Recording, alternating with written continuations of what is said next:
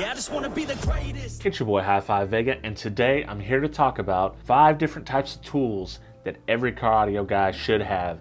This is just kind of my personal list, and I think it's a good start. Obviously, you're going to need much more tools than just what I've got recommended over here on the table that you can see a little bit of. But I'm interested to see what your guys' picks are. And of course, I'll have affiliate links in the description for every tool that I have on here. With that being said, I think it's okay to just jump into it. This is not a true top 5 list, so there's not going to be a number 1. There's not going to be a number 2. We're just going to separate it in categories. So let's just jump into it. Let's see what tools I have laid out here, and then we'll break them down into the categories. Here is the spread of tools I have picked out. I have a lot of props, stuff that I recommend. So why don't we break this down into category, and I will get the tools set up and we'll talk about them individually. Let's start off with the multimeter category. I know that these two are not multimeters. Bear with me here and I'll walk my way through it. One of the most underlooked tools in car audio, in my opinion, is a basic multimeter like this here. This is a Klein. This is the base model. You can pick it up for around 30 or 40 bucks. I think it is well worth it. You can do so much troubleshooting with a multimeter when your amp is not acting right. You're definitely gonna want this piece because you're gonna see what's getting power, what's not getting power. Another cool feature you can do with this is you can actually set your gains. The DIY audio guy has a video on that. I'll put a link to it in the description so you can check that out. This tool is invaluable and it should be in every car audio guy's toolbox. On with that, I'm going to tell you to pick up an SMD DD1 here. It can detect distortion at 1 kilohertz and 40 hertz. That's all it does. That's all you need it to do. When you are setting up your amp, this is the tool you want. It's easy, it's simple. It comes with some test tracks, so you can just set it and forget it, and you know that your gains will be set up perfectly. I use this in every single amp test I do. I understand that 180 or 190 bucks is a little expensive for some, but if you can get it in your budget, I definitely think you should pick this tool up. This third tool I'm going to talk about is certainly optional, and it's for someone that just wants to see how much power their amp does. I understand that not everybody wants to spend 450 bucks on something just to test amps, but if you have a big collection and you're very curious, or you're a competitor, I think that this would be a good tool for you because you want to see what kind of power you're actually getting.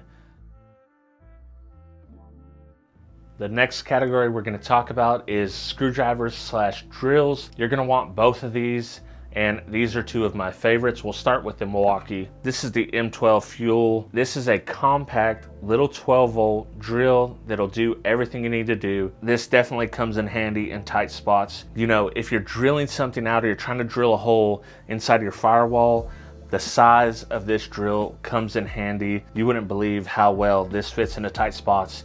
And this one in particular, it's a hammer drill. It's the Fuel model. You can put a step bit on this and you can absolutely murder a firewall. Use a hole saw, anything you need to do. Fantastic. I really dig Milwaukee tools, but there's plenty of other good ones out there. For the screwdriver itself, you guys know that I love Klein tools. Hashtag not sponsored.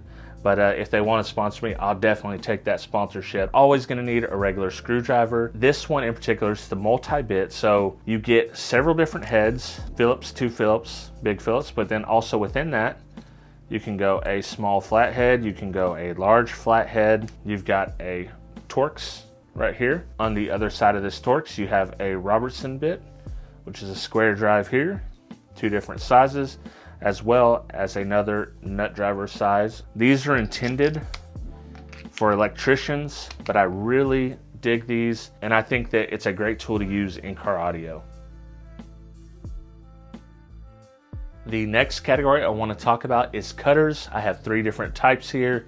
Let's start with the cheapest pair. This pair is a standard electrician's style cable cutter. These are extremely sharp, extremely cheap. The only downside is that they don't last long and you are really stretching it to get the 1/0 in here, but it will cut 1/0 even oversized car audio. You can pick these up at Walmart for less than $5. I believe they're $4.88. They don't last forever, but while they're sharp, they are very, very good. The second pair of cable cutters I'm going to show you are much more expensive, but again, they are Klein tools. This is the high leverage pair. These are very nice. You can cut up to 2/0, I believe, and they do it very easily, no trouble whatsoever. And I cannot recommend these enough.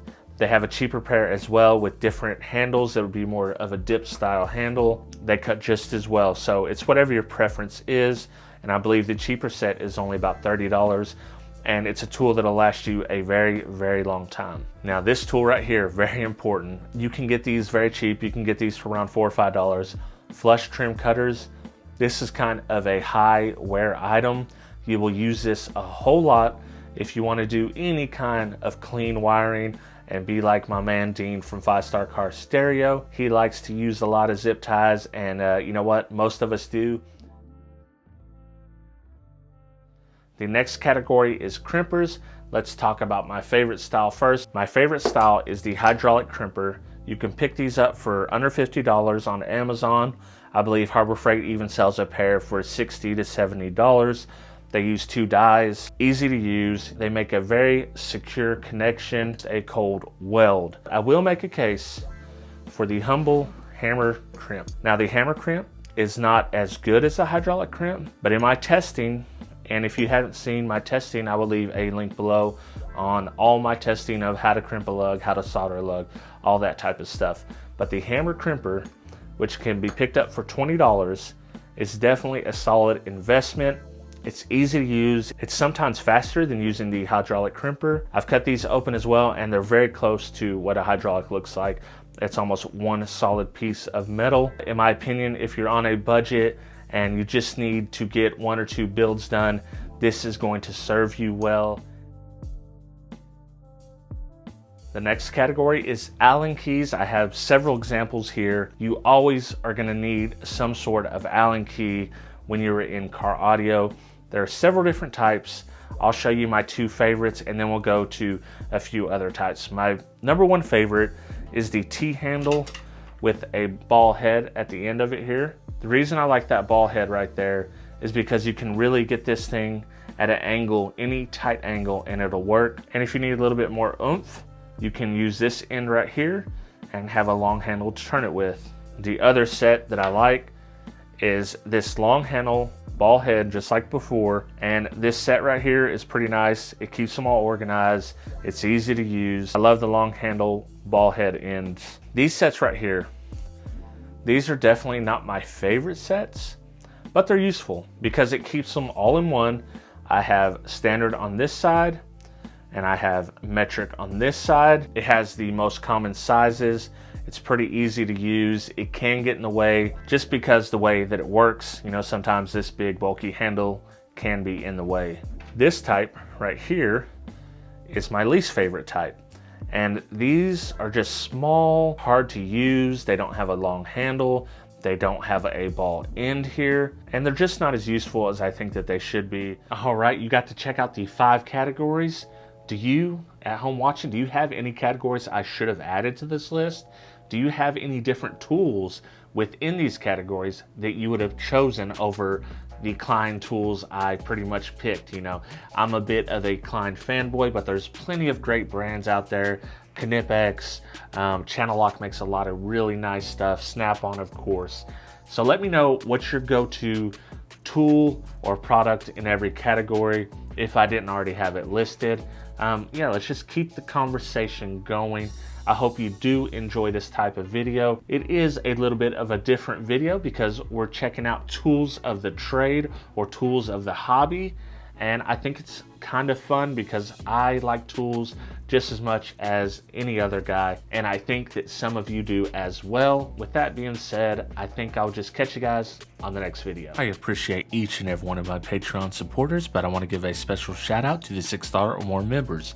2001 Monolithic, the Third Era, G Nava, Joaquin Juarez, El Fuego, Travis McClendon, Brandon Hanna, William Berg, Boxboy Audio Sound Solutions, Jesus Tires, Orion the Great, Chris Hanley, Dennis Cromwell Jr., Vin Quach, Scott Dilbeck, D. Stewart, Derek Simpson, Aaron Waltz, and David Kozlik. Thanks to all these awesome people, I have reached my first Patreon goal, and starting in June of 2021, we will be doing an exclusive Patreon-only podcast once a month.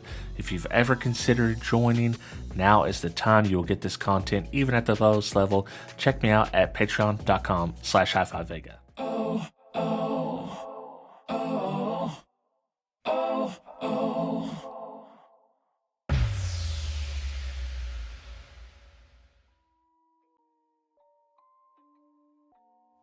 I'm going to throw in a bonus category for you, and we're going to talk about knives, in particular a razor knife and a multi-tool. Let's start with the razor knife first. I love these style of folding razor blade knives because they're very useful, easy to pull this blade out and switch it out. They're cheap to replace. A razor blade can strip wire, big gauge wire. A lot of times this is what I'm going to use to strip it.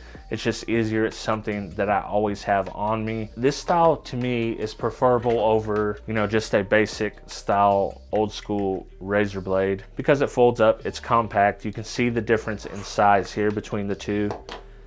And it's very easy to just keep this inside of your pocket. Now, let's talk about this multi-tool here. This is a very nice tool to keep on your belt, keep in your pocket when you're doing an install. The wire strippers, the cutters in here, as well as the jaws up top.